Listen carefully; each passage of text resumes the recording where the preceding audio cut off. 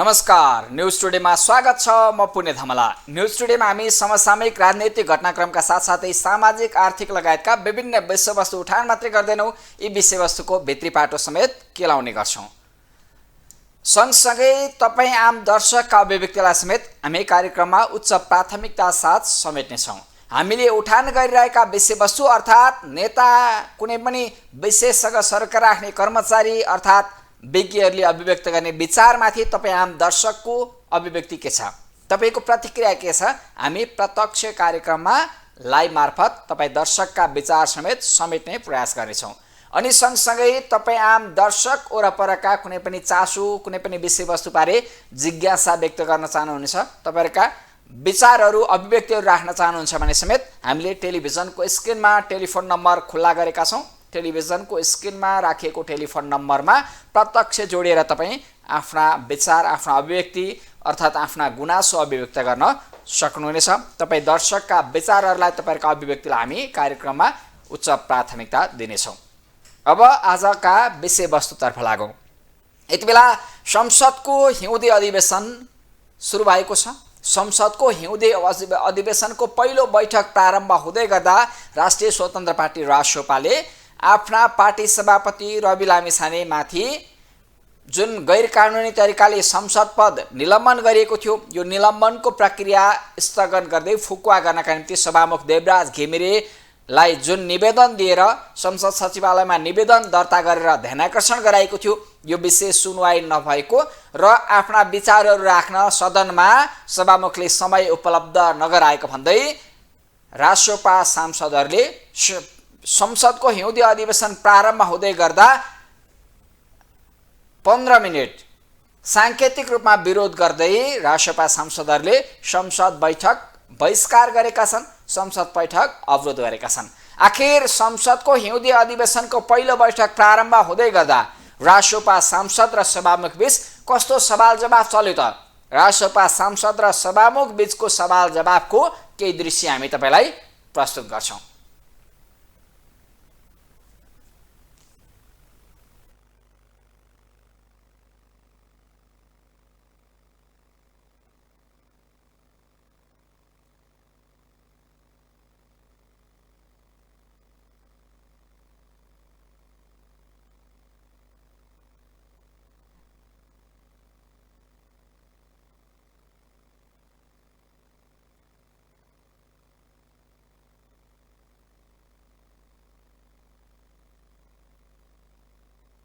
यो थियो सभामुख देवराज घिमिरेले पटक पटक रासोपा सांसदहरूलाई विषयवस्तुमा केन्द्रित हुन गर्दै ध्यानाकर्षण गराएका थिए।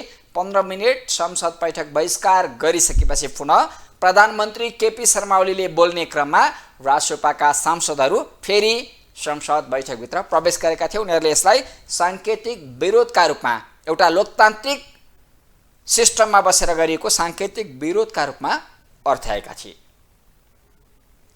संसदको हिउँदे अधिवेशन प्रारम्भ हुँदै गर्दा पहिलो बैठकमा प्रधानमन्त्री केपी शर्मा ओलीले विकास निर्माणका काममा ब्रेक थ्रु गरिएको, रोकिएका कामलाई गति दिएको, सँगसँगै सामाजिक सञ्जालमा प्रतिक्रिया खपतको व्यवसाय चलाउनेहरूमाथि एउटा कानुनी प्रक्रिया अगाडि बढाएको र सङ्क्रमणकालीन न्यायसँग सम्बन्धित कामलाई पूर्णता दिएको, एमाले काङ्ग्रेस मिल्दा बारम्बार विश्वासको मत लिनुपर्ने राजनीतिक तमासा अन्त्य गरेको र व्यावसायिक वातावरण बनाउन र सुशासन कायम गर्न देशको अभूतपूर्व सुधारको थालनी आफ्नो सरकारले गरेको, अध्यादेश सदनको सम्पत्ति भएको भन्दै यसलाई पारित गर्ने वा निष्क्रिय बनाउने सदनको जिम्मा भएकाले सरकार केही समय पनि बर्बाद नगर्ने तरिकाले कानुन निर्माणको अध्यादेशको बाटोमा अवलम्बन गर्न अघि बढेको अभिव्यक्ति प्रधानमन्त्री केपी शर्मा ओलीले दिएका छन्।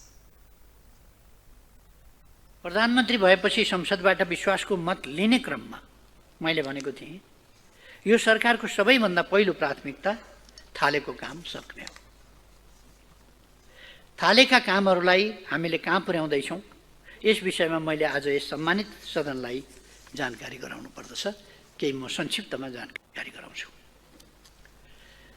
काठमाडौँ तराई द्रुत मार्ग अन्तर्गत मकवानपुरको धुद्रे सुरुङ पनि ब्रेक थ्रु भएको छ। चीन र भारतलाई जोड्ने हाम्रो राष्ट्रिय गौरवको आयोजना जोगमानी किमाथाङका सडक मार्ग केही दिन अघि मात्रै ब्रेक थ्रु भएको छ। ठेकेदार कम्पनीले काम छोडेपछि बुटोल नारायणघाट खण्डको सडक निर्माणको काम यो सरकार आउँदाका बखत अल्पत्र थियो। आज त्यसको काम द्रुत गतिमा अघि बढिरहेको छ। यो सरकार आउँदा धुलो उडिरहेको मुङलिन पोखरा सडक आज चिल्लो र आकर्षक भएको छ। खेल हाम्रा युवाहरूको जीवनशैली बनेको छ। त्यसैले यसपटक क्याबिनेटको पहिलो बैठकले कीर्तिपुरको क्रिकेट मैदानलाई खेल मैदानलाई रङ्गशाला बनाउने र त्यसमा फ्लड लाइट जोड्ने निर्णय गरेको थियो। त्यसका लागि टेन्डर आह्वान भएको छ। तोकिएको दिनभित्रै यसलाई सम्पन्न गर्ने गरी काम अघि बढिरहेको छ। रङ्गशालाकै कुरा गर्दा सुर्खेतमा आधुनिक कर्णाली रङ्गशाला तयार भएको छ। देशको दुर्गम भूगोल मानिने कर्णालीमा आधुनिक रङ्गशाला यो हाम्रा युवाको भविष्यका लागि सुखद सन्देश हो। विकास निर्माणका क्रममा ब्रेक थ्रु मात्र होइन, ब्रेक लगाएर राखिएका कतिपय कामलाई पनि हामी आएपछि थ्रु गरेका छौँ। कुनै न कुनै संरचना बनिरहेको र त्यसले जनतालाई सुविधाको ढोका खोलिरहेको खबर नागरिक जीवनका लागि सुखद हो।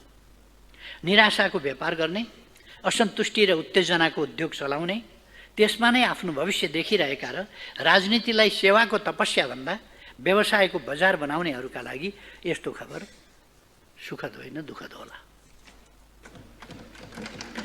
राजनीतिलाई केवल सामाजिक सञ्जालमा प्रतिक्रिया खपतको व्यवसाय बनाउनेहरूबाट पर गएर मात्र हामी बन्दै गरेको नेपाललाई देख्न सक्छौँ। शीघ्र सार्वजनिक सेवा र सुशासनका क्षेत्रमा हामीले सुरु गरेको नागरिक एप त्यस्तै एउटा पहल हो, जसले सरकारी सेवालाई झन्झट रहित र पारदर्शी बनाएको छ। यसमा 50 भन्दा बढी सेवा आबद्ध छन्। नागरिक एप अहिले नेपालमा सबैभन्दा बढी डाउनलोड हुने नेपाली एपमा पहिलो नम्बरमा छ।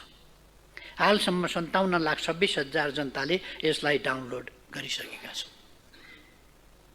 जसरी केही वर्ष अघि क्युआर स्क्यान गरी भुक्तानी थाल्दा हाम्रो भुक्तानी प्रणालीमा नै क्रान्ति आयो, सेवाग्राहीलाई डिजिटल माध्यमबाट भुक्तानीको सुविधा मिल्यो, त्यसै गरी अहिले नागरिक एपबाट क्युआर कोड स्क्यान गरी बैंक खाता खोल्ने र सरकारी सेवा प्राप्त गर्ने सुविधा मिल्दा यसबाट लाइन होइन अनलाइन सेवाको लक्ष्य पुरा हुँदैछ।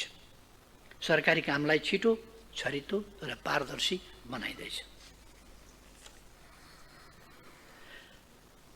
नागरिक एपबाटै 1,80,000 भन्दा बढीले प्यान नम्बर लिएका छन्।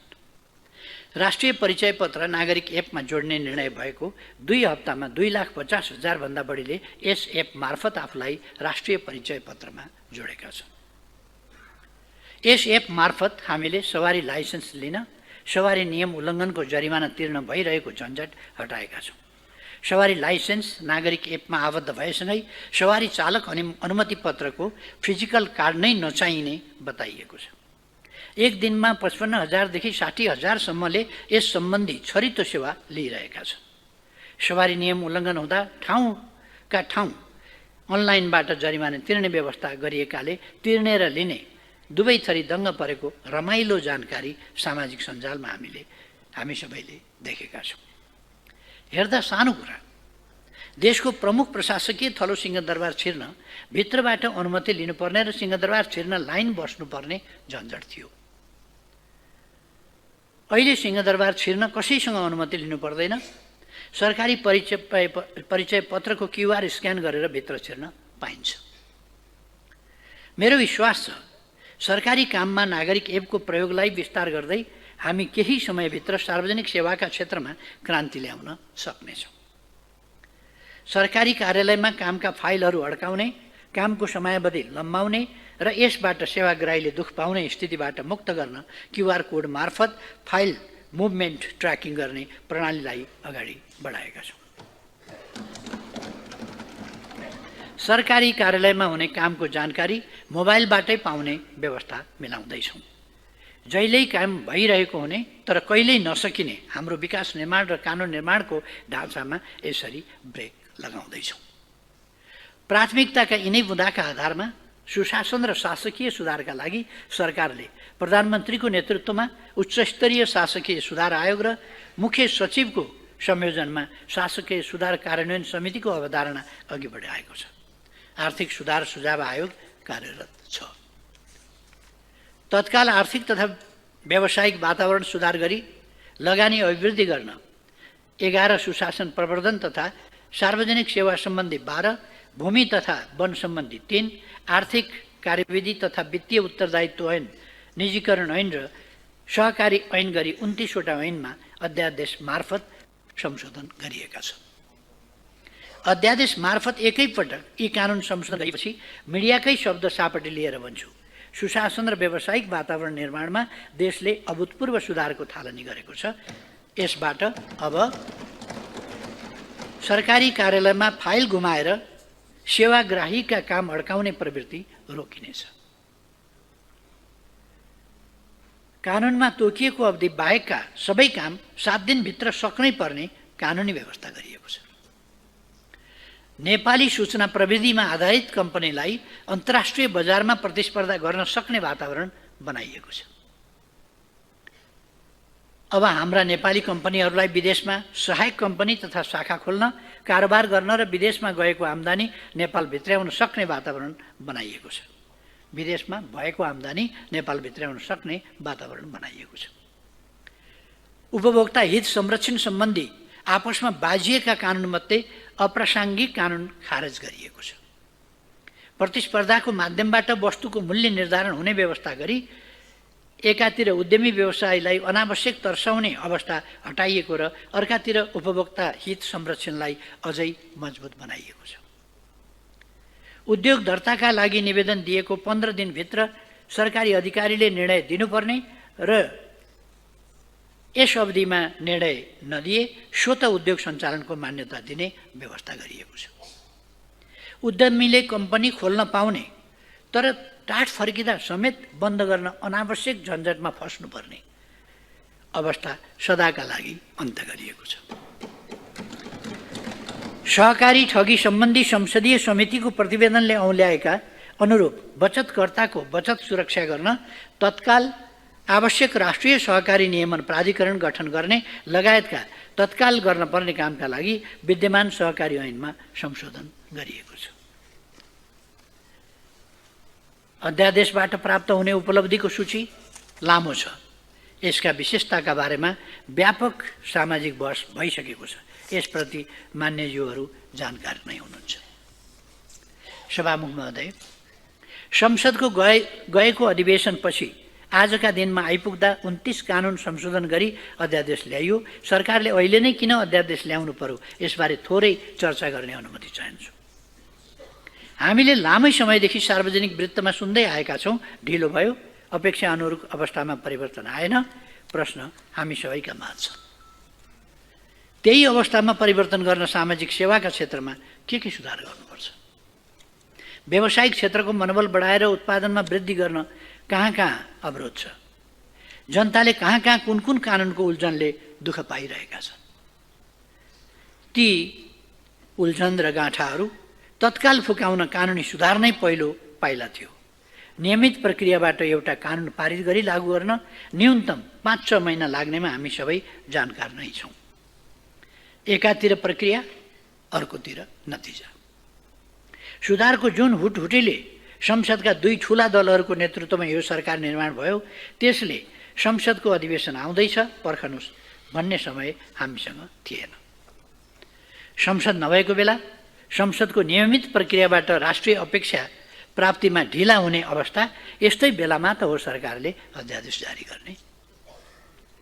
हामी सबैले एउटा कुरा स्वीकार गर्न अप्ठ्यारो मान्नु हुँदैन। कतिपय समयमा राजनीतिक लाभ हानिको लेखाजोखा गरी संसदलाई प्रक्रियाको बन्दी बनाइन्छ र जनताका दैनन्दिन समस्या ओझेल पर्छ। हामीले यसपटक त्यसो हुन नदिउँ भन्ने ठान्यौँ।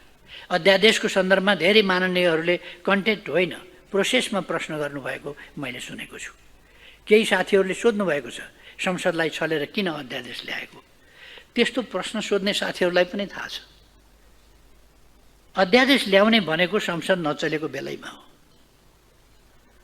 संविधानले नै संसद नचलेका बेला मात्रै अध्यादेश ल्याउने व्यवस्था गरेको छ, होइन र?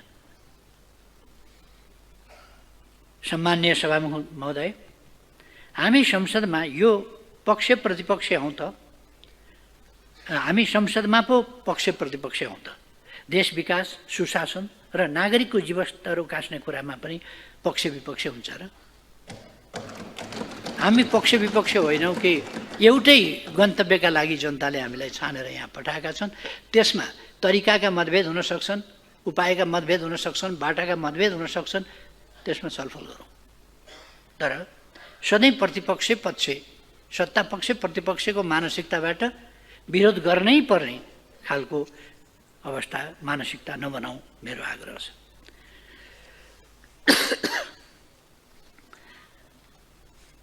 बैंकमा लगानी योग्य पैसा छ, तर कोही व्यवसायी ऋण लिएर किन लगानी गरिरहेको छैन?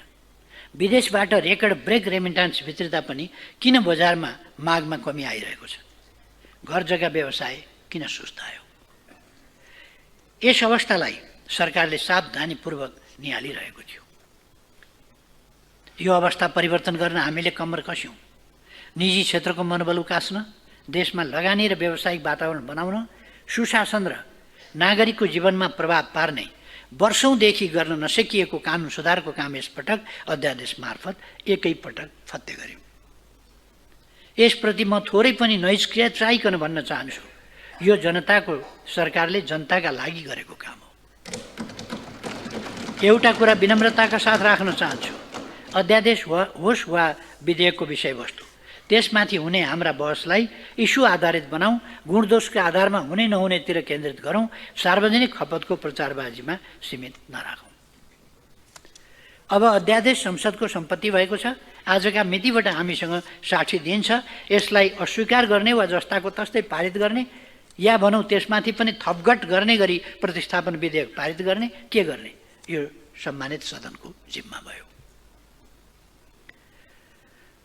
सम्मान्य सभामुख महोदय, मैले बताइरहनु पर्दैन, हामीले सरकारको जिम्मा लिन त देशको स्थिति जर्जर थियो। मैले त्यति बेला यही संसदको रोस्टममा उभिएर भनेको पनि थिएँ, 46 साल पछिको पुस्ताले यति चरम निराशा सायद पहिलो पटक अनुभव गर्यो।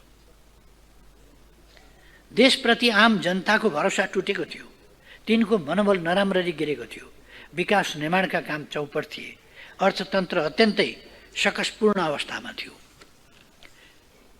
त्यस विकराल अवस्थाबाट मुलुकलाई जोगाउन हामी दुई दल, नेपाली कांग्रेस र नेकपा एमालेको अगुवाईमा अन्य दलहरू सम्मिलित यो सरकार निर्माण भयो।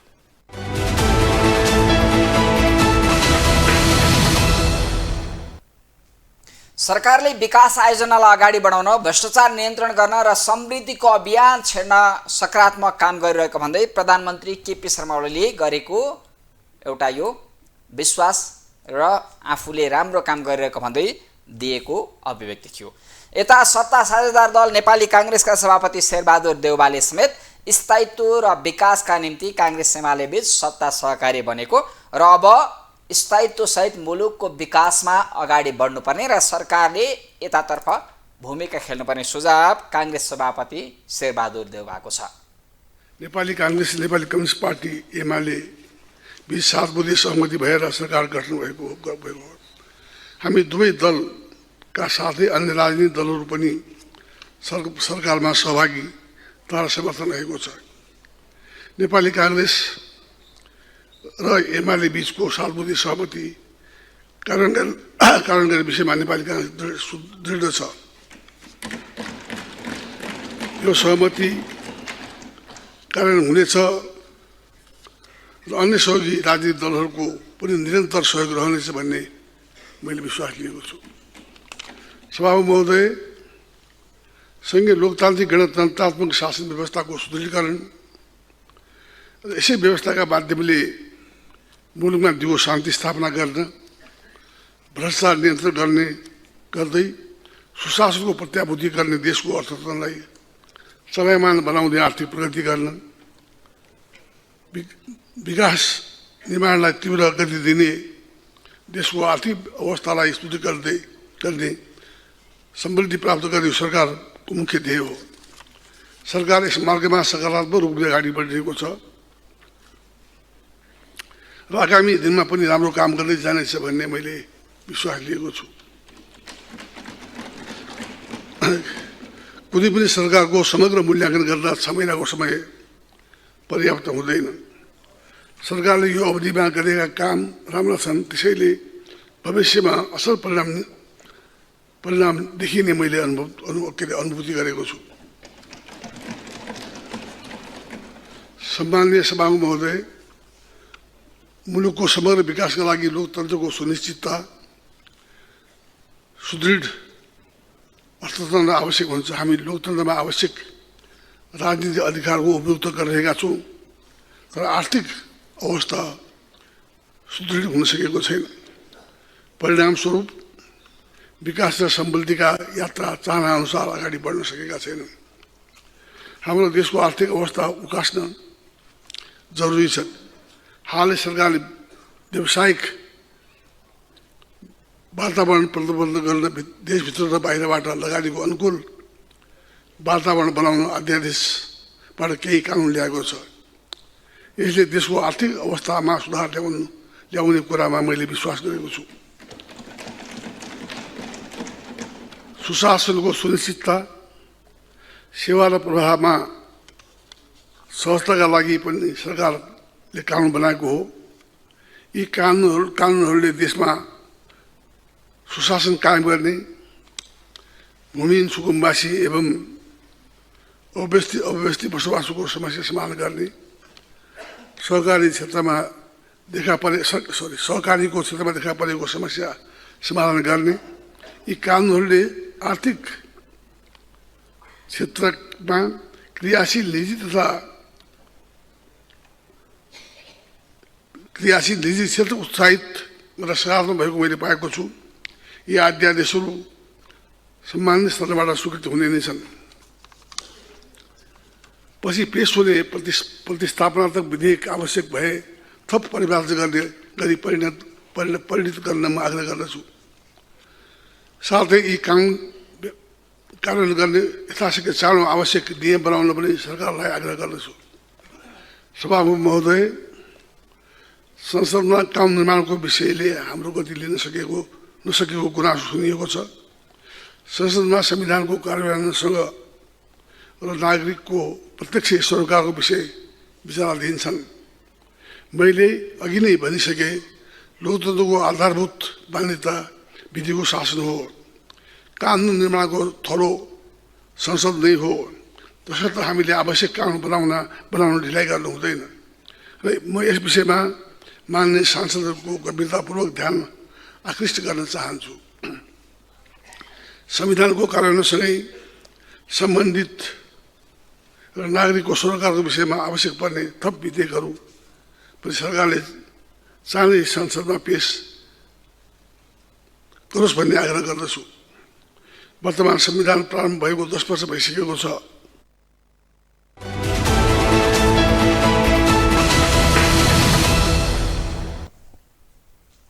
यो त्यो सत्ता साझेदार दल नेपाली काङ्ग्रेसका सभापति शेरबहादुर देउबाको सरकार सही दिशामा अघि बढेको अभिव्यक्ति।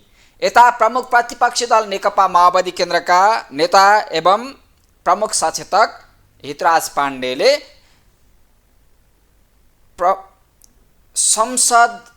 संसदीय समितिमा छलफल भइरहेका विधेयक सरकारले खोसेर थाहै नदिकन अध्यादेश मार्फत ल्याउने गलत बाटो रोजेको भन्दै विरोध गरेका छन्।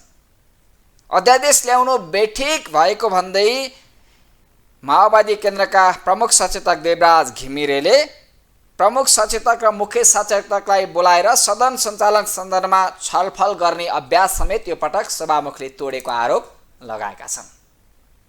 यो अधिवेशन जनताका आवाजहरू मुखरित गर्ने, जनताहरूले आफ्ना समस्याहरू हल भएको देख्न पाउने गरी सफलताका साथ अगाडि बढोस्। म सुरुमा नै यसको सफलताको लागि शुभकामना व्यक्त गर्न चाहन्छु।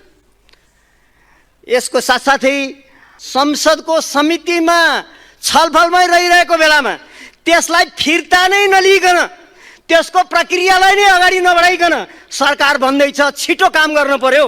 म त के भन्छु भने त्यही समितिमा छलफल गरेको भए त झन् चाँडै आउँथ्यो नि, झन् त्यो त चाहिँ ऐन पास हुन्थ्यो नि। फिर्ता नै नलिकन सरकार अध्यादेशमा मार्फत जसरी लैजान खोजेको छ यो बेठिक भएको छ। यो बेठिकको म विरोध गर्न चाहन्छु। सँगसँगै यो संसदमा अध्यादेशहरू आएका छन्, 6 अध्यादेश आएका छन्। कहिले आयो? यो पुसको 14 गते, पुसको 29 गते, माघको 2 गते। हामी आज माघको 18 गतेमा छौँ। यतिखेर सरकारले कति काम गर्ने हो? मलाई लाग्छ 31वटा चाहिँ कानुनहरू संशोधनका लागि अध्यादेशहरू आएका छन्। के यसो गरेर हामीले छिटो काम गर्ने जुन विषयवस्तुको कुराकानी गरिरहेका छौँ यी पुरा हुन्छन्? हो, कानुनमा हामीले सकारात्मक रूपमा राख्नुपर्ने विषयवस्तुहरू पनि छन्। छिटो हाम्रो पुँजीगत खर्च बढाउनु पर्ने छ, आर्थिक गतिविधि बढाउनु पर्ने छ। तर ती गर्नको लागि त हामी नियमित विषयवस्तुबाट पनि ल्याउन सक्थ्यौँ। यतापट्टि समितिका बैठकहरू सरकारका कारणले, सत्ता पक्षका मान्यहरूको अनुपस्थितिको कारणले ती समितिका बैठकहरू अगाडि बढ्दैनन्। अर्कोपट्टि फेरि छिटो गर्नु पर्यो भन्ने नाममा अध्यादेशहरू ल्याउने काम भइरहेको छ। यो गलत भएको छ। यसरी गरेर लैजानु हुँदैन। सरकार फेरि अहिले संसदलाई मिनिमाइज गर्ने, संसदबाट सबैलाई लिएर हिँड्न भन्दा पनि अध्यादेशबाट लैजाने जुन काम गर्न खोजिरहेको छ यो बेठिक भएको छ। हो, अध्यादेश आवश्यक पर्छ भने ल्याउनु पर्छ, ल्याइएका पनि छन्। तर ती कसरी र तिनले के उद्देश्य राखेका छन् भन्ने विषयवस्तु मुख्य हो भन्ने मलाई लाग्छ। यसको साथसाथै सरकारले विगतको असोज महिनामा जसरी चाहिँ प्राकृतिक प्रकोप आयो, बाढी पहिरो आयो, त्यो बेलामा पनि आफ्नो उपस्थिति जनतालाई भरोसा हुने गरेर देखाउन सकेन। यो विषयवस्तु सरकारले धेरै काम गर्यो भन्ने कुरा त आयो। तर त्यो दिनको असोजको 11-12 का बाढीका बेलामा जनताले अनुभूत गरेकै हुन् नि। यो सरकारले कसरी काम गर्यो, कसरी पहल कदमी लियो भन्ने विषयवस्तु म यतातर्फ पनि सरकारको गम्भीर ढङ्गले ध्यान आकर्षण गराउन चाहन्छु। यसको साथसाथै अहिले जनता चाहिँ चाहे त्यो बिपी राजमार्गमा होस्, चाहे त्यो पूर्व पश्चिम राजमार्गमा होस्, जनताले कष्ट चाहिँ पाउनु परेको अवस्था छ। हाम्रा प्राकृतिक विपत्तिमा चाहे त्यो भूकम्पको पुनर्निर्माणको विषयवस्तुमा होस्, चाहे प्राकृतिक विपत्तिका चाहिँ कुराहरूमा हुन्, सरकारको ध्यान त्यतातिर जाओस् र जनताले चाहेका जो चाहिँ आवश्यकताहरू छन् त्यो पुरा गर्नतर्फ सरकारको ध्यान जाओस्। म यो विषयवस्तु पनि राख्न चाहन्छु। खास गरेर विगतदेखि नै सुशासन, सामाजिक न्याय र समृद्धिका लागि भनेर नीतिगत रूपमा र बजेटगत रूपमा जुन कामहरू भइरहेका छन् तिनलाई सरकारले अझ फेरि अनदेखा गरिरहेको, तिनलाई कहीँ न कहीँ यताउता गरिरहेको जो आएको छ, यसो नगर्नको लागि म हाम्रो दलको तर्फबाट सरकारसँग अनुरोध गर्दछु। यति मात्र नभइकन शान्ति प्रक्रियाका बाँकी कामहरू जति छन् ती हामीले ऐन पास गऱ्यौँ सर्वसम्मत रूपमा। तर शान्ति प्रक्रियाका बाँकी कामहरूलाई अगाडि बढाउनको लागि अहिलेसम्म पनि फेरि आयोग बन्ने विषयवस्तुहरू पनि अगाडि बढेका छैनन्। के सरकारले ती बेपत्ता योद्धाका परिवारहरूको पीडाको अनदेखा गरेको हो? ती चाहिँ शहीद परिवारहरूको पीडालाई अनदेखा गरेको हो? ती द्वन्द्व चाहिँ प्रभावित जनताको पीडालाई अनदेखा गरेको हो? म यो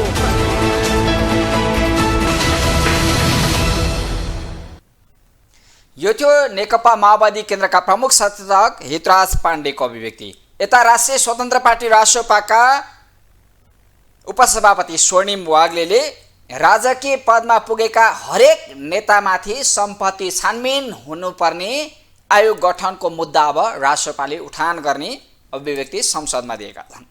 भ्रष्टाचारका सबै काण्डमाथि छानबिन र छिनोफानो गर्नुपर्ने भुटानीदेखि कम्बोडियासम्म, वाइट बडीदेखि एनसेलसम्म, बालुवाटारदेखि गिरिबन्धुसम्मका सबै काण्डमाथि अब संसदीय छानबिन समिति माग्ने र यो छानबिन समिति मार्फत यी घटनाको निर्कुल निकाल्न सरकारलाई तयारी रहन चेतावनी समेत रासोपा उपसभापति स्वर्णिम वाग्लेले दिएका छन्।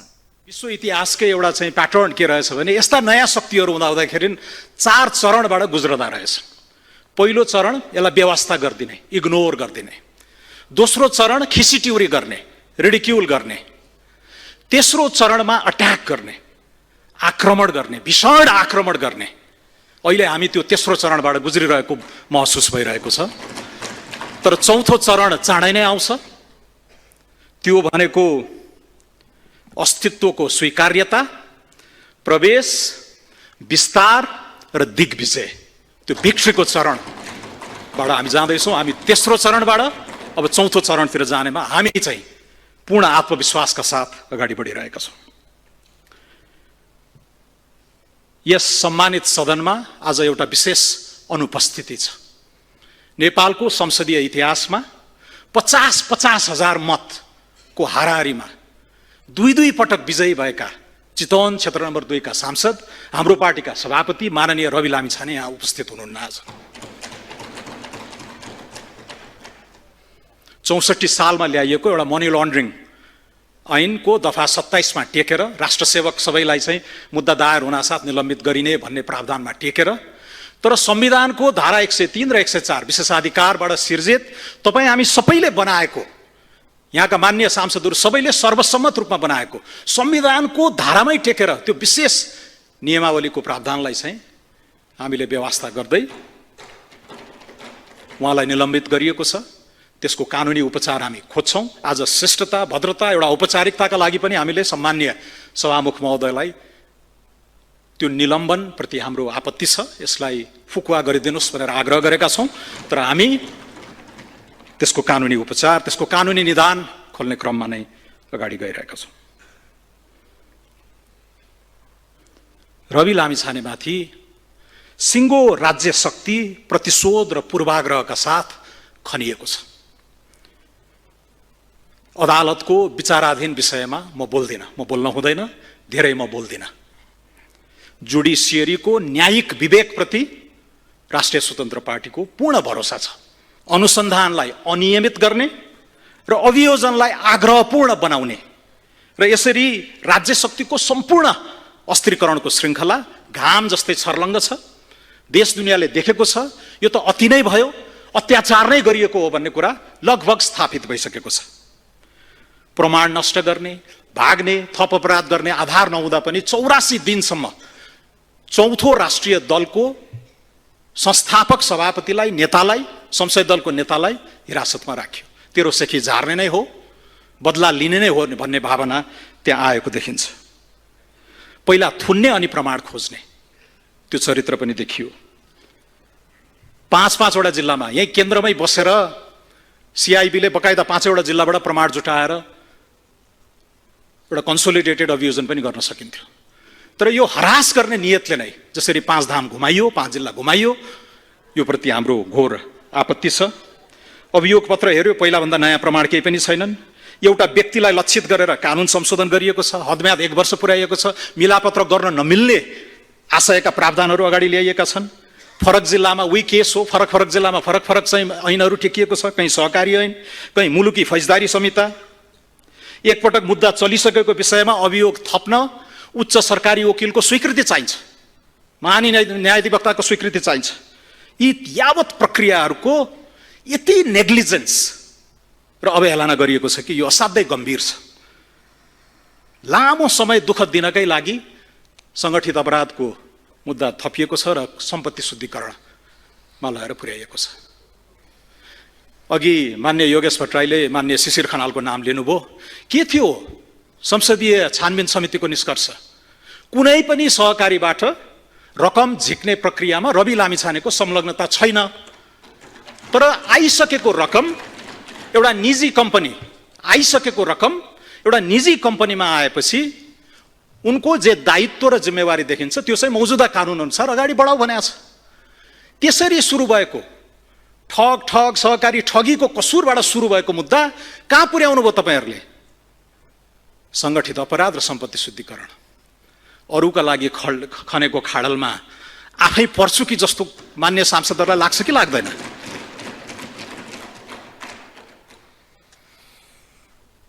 नेपालको जाँचबुझ आयोग ऐन 2026 छ। हाम्रो अब एउटा चिरस्थायी माग हुनेछ। नेपालको जाँचबुझ आयोग ऐन अन्तर्गत पूर्व प्रधान न्यायाधीश वा न्यायाधीशको अध्यक्षतामा एउटा न्यायिक आयोग अब गठन हुनुपर्नेछ। सबै राजकीय पद ग्रहण गरेका नेताहरूको सम्पत्ति छानबिन गर्ने गरेर अब हामी अगाडि जानुपर्नेछ। र अहिले चलन चल्तीमा आएका सबै काण्डहरूको पनि अब एक एक गरेर हामी संसदीय छानबिन समिति माग्नेवाला छौँ। भुटानीदेखि काम्बोडियासम्म, वाइट बडीदेखि एन्सेलसम्म, बालुवाटारदेखि गिरिबन्धुसम्म यी सबैको छिनोफानो चाहिँ अब हामीले गर्नुपर्ने हुन्छ। त्यसैले यो 2/3 सामर्थ्य भएको सरकारले यसरी एउटा पात्रमाथि जसरी खनियो र विगत 7 महिनामा उनको प्रमुख उपलब्धि भनेकै यही रह्यो, यो असाध्यै खेदजनक छ। एउटा ऐतिहासिक अवसर चाहिँ गुमाएको जस्तो हामीलाई लागेको छ। रुल अफ ल, विधिको शासन होइन, रुल बाई ल, कानुनद्वारा शासन गर्ने एउटा इलेक्टेड अथोरिटेरियनिजम, एउटा निर्वाचित अधिनायकत्वतिर यो सरकार अगाडि गइरहेको छ। अध्यादेशको प्रसङ्ग यो ल्याउन हुँदैन भने होइन, तर विधि निर्माणको एउटा अपवाद हो। यसलाई तपाईँहरूले नियमित लयमा ल्याउन खोज्दै हुनुहुन्छ, त्यो आपत्तिजनक छ। माघ 4 मा सार्वजनिक भएको छ, माघ 8 मा संसद बोलाइया छ। 4 दिनमा के बित्यो? बकाइदा यो जस लिने, श्रेय लिने होडबाजीका रूपमा आएको छ। र एक दुईटा राम्रा छन् त्यहाँ अध्यादेशका कन्टेन्टहरूमा, हामी राम्रालाई राम्रो नै भन्छौँ, गुणदोषको आधारमा हामी खरो बहस गर्ने नै छौँ। तर केही सन्देह मिश्रित अध्यादेशहरू पनि त्यहाँ छन्, त्यसको पनि हामी प्रतिरोध गर्नेछौँ।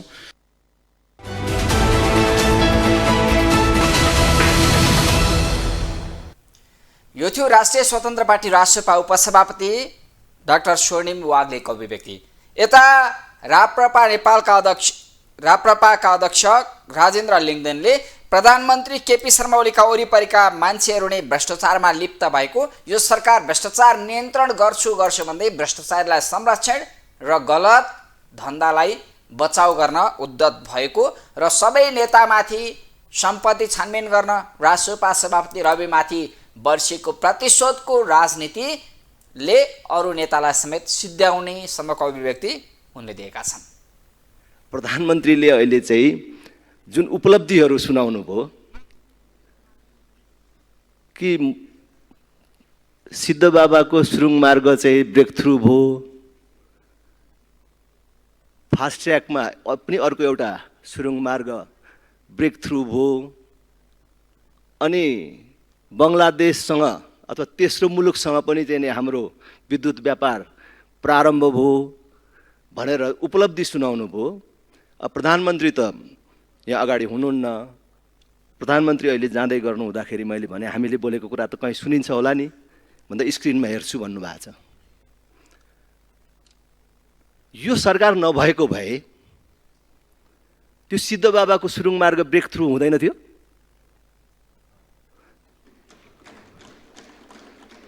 त्यो विद्युत व्यापार बङ्गलादेशसँग सम्झौता हुँदैन थियो। त्यो फास्ट ट्र्याकमा बनिराखेको सानो एउटा सुरुङ ब्रेक थ्रु हुँदैन थियो। काङ्ग्रेस एमाले मिलेर बनेको सरकारको उपलब्धि यही हो। यो हेर्ने हो भने त अब मुलुकमा सरकार छैन भने हुन्छ।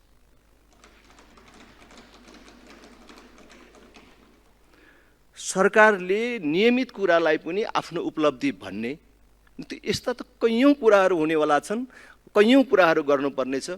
तर अहिले सुशासनको क्षेत्रमा के गर्यो सरकारले? निराश जनतालाई आशा जगाउने के काम गर्यो? देशभित्र कति हजार कति लाख मान्छेको लागि रोजगारीको सिर्जना गर्यो? अर्थतन्त्रमा के सुधार गर्यो? अहिले ब्याङ्कमा विदेशी मुद्रा सञ्चित बढेको छ, यो सरकारको कारणले भएको हो कि हाम्रो भाइ छोरा बेचेर आएको पैसा हो? त्यो आएको पैसा पनि खर्च गर्न सकेको छैनौँ भनेर भनौँ न बरु।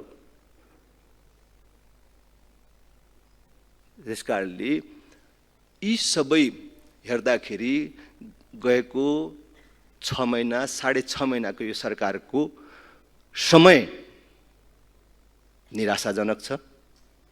अदालतमा हाजिर भएर घर जान पाउने कस्तो व्यवस्था होला भन्नुहोस्? यो पक्षपात र दुरुपयोग हो कि होइन त? सरकारले सम्पत्ति शुद्धिकरणको डन्डा रवि लामेछानेमाथि चलायो। रवि लामेछानेको सम्पत्ति छानबिन हुनुहुन्न, शुद्धिकरण हुनुहुन्न भन्ने कुरा होइन, ठिक गर्नुभयो। तर अब हामी अरू नेताको गर्नुपर्ने कि नपर्ने? प्रधानमन्त्रीको वरपरका मानिसको गर्नुपर्ने कि नपर्ने? अरू पार्टीका नेताहरूको गर्नुपर्ने कि नपर्ने? गरौँ, साँच्चै नै देश सुधार्ने हो भने मान्य सदस्य मेरो गरौँ, समय सकियो। मेरो परिवारका सदस्यहरूको गरौँ, प्रधानमन्त्रीजीको परिवारका सदस्यका र वरिपरिका मानिसहरूको गरौँ, अरू नेताहरूको पनि गरौँ। तर आफूलाई चित्त बुझेन, आफूलाई मन परेन, यो गर्नुहुन्न। यो अहिले चाहिँ नि अहिलेको प्रहरी प्रमुखमाथि पनि छानबिन हुनुपर्छ। सत्ताको कुन प्रकारको दुरुपयोग हो भन्ने कुराको नमुना पनि हो। उनलाई छानबिन भन्दा पनि एकचोटि सोध्नु पर्यो। यही प्रहरी प्रमुखले रवि लामिछाने गृहमन्त्री हुँदाखेरि राज्य व्यवस्था समितिमा आएर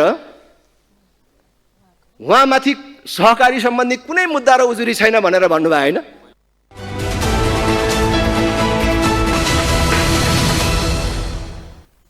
यो थियो राप्रपा अध्यक्ष राजेन्द्र लिङ्गदेनको अभिव्यक्ति। सत्ता पक्षका नेताहरूले आफूले राम्रो काम गरेको भनेर बचाउ गर्दै गर्दा प्रधानमन्त्री केपी शर्मा ओली, काङ्ग्रेस सभापति शेरबहादुर देउवाले हामी लयमा छौँ, अर्थतन्त्र सुधार गरिरहेका छौँ, सुशासन कायम गर्दैछौँ भन्दै गर्दा विपक्षीहरूले अनेकन प्रश्न उठाएका छन्। सुशासनको मुद्दामा नेतामाथि छानबिन गर्ने हिम्मत छ, विगतका विवादित काण्डमाथि छानबिन गर्ने संसदीय समिति बनाउने हिम्मत छ भन्दै प्रश्न उठाएका छन्। बस जनताको प्रश्न पनि शासकमाथि, प्रधानमन्त्री मन्त्रीमाथि यही छ। हवस् त आजका लागि न्युज टुडे यति नै। अर्को दिन फरक विषयवस्तुसहित उपस्थित हुने नै छौँ। ग्लोबल टेलिभिजन हेर्दै रहनुहोला। नमस्ते।